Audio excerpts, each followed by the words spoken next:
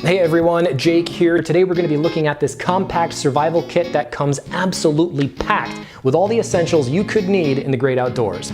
Let's take a look. There are 19 items packed into this survival kit, such as a thermal emergency blanket. It's a pretty good size, about 6.5 feet by 4 feet. That's a pretty good size blanket. We also have a flint rod for starting a fire. I came across a reviewer online who was plowing through a kit like this, called himself an outdoorsman, but he didn't know what this was. He thought it was a key. It's a flint rod and it comes attached to a bottle opener, and there's a ruler on one side here. This comes with a 5-in-1 parachute cord bracelet. This thing alone is incredible. It has a roughly 330-pound brake strength and includes an emergency whistle, a compass, another fire starter, several feet of parachute cord that can be unwound when needed, and it also functions as a bracelet.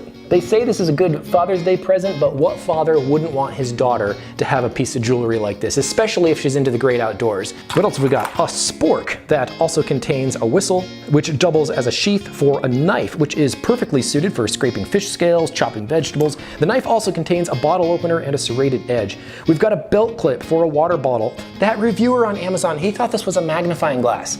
Dude, no lens. It's a clip for carrying stuff. We've got a folding knife, very sharp, also contains a line cutter and a hard metal butt for smashing windows or self-defense. This knife is a standout addition to this kit. It feels really sturdy, it's well balanced, and despite how thin it is, its grip is textured enough that I don't feel like it's gonna slip out of my hand. We've got a heavy-duty tactical pen that writes with ink, also contains a stainless steel point on the opposite end, tough enough to carve messages into rock or use for self-defense. We've got a compass that glows in the dark. A flashlight that is actually very bright considering its size. Some climbing rope.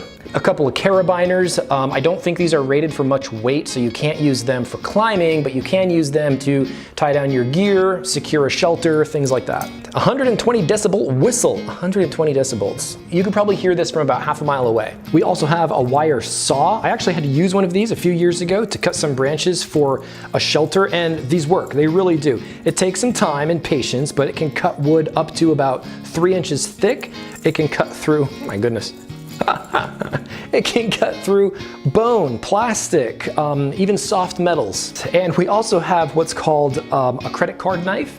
Again, I've seen reviewers online who don't know what this is. It fits right into your wallet or side pocket. This one has 11 different functions, including a can opener, a cap opener, a bladed edge, some parachute cord, a ruler, a variety of wrenches, a bottle opener, handy little tool to keep in your wallet or purse. We've got a couple of keychain screwdrivers, a fishing lure, and all of this fits into a book-sized carrying case that seals up, super tight, waterproof, shockproof, fits into a car glove box or into a hiking backpack. A survival kit like this is great, but it's not meant to replace quality preparedness. So don't think you can just throw this in your bag and that you're good to go. You need to bring with you stuff to start a fire. You need to bring stuff to help you deal with the elements. You need to bring rope, a compass, a flashlight, things like that. But this is exactly what you want to keep on you at all times, just in case something happens to the rest of your stuff. I hope that helps. Stay safe out there and have fun.